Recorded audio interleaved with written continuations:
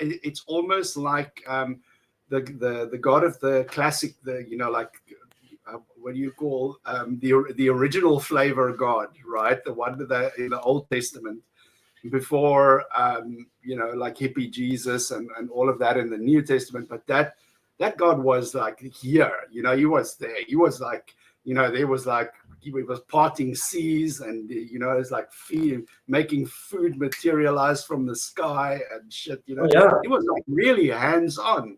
He was hands on. He's doing all this stuff. He was getting shit done, and nowadays it's almost like he's retired. He's like retired, right. Or he's like that uncle in prison that everybody knows about but nobody talks about for some reason. It's weird. The frequency of miracles drastically drops as our ability to investigate and report on them increases. So as soon as video cameras were invented, miracles just stopped. Unless you ask the Catholic Church.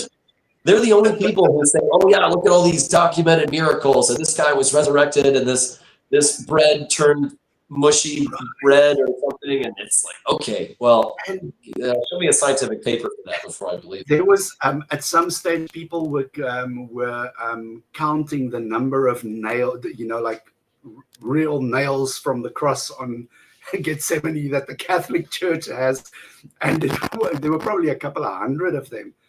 And the math doesn't check out on that. There should only be like at most 3. Right, no kidding. And there were also they were selling splinters of wood from the cross for a long time too. The church was like, oh, it's only $300, and you can get this, this little piece of wood that was on the cross. And first of all, even if Jesus really died on that cross, why would you even want that? It's like buying the bullet that shot JFK. If you like it.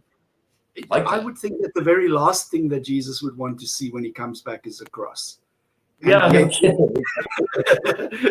And yet it's it's a very weird kink. It's almost like I've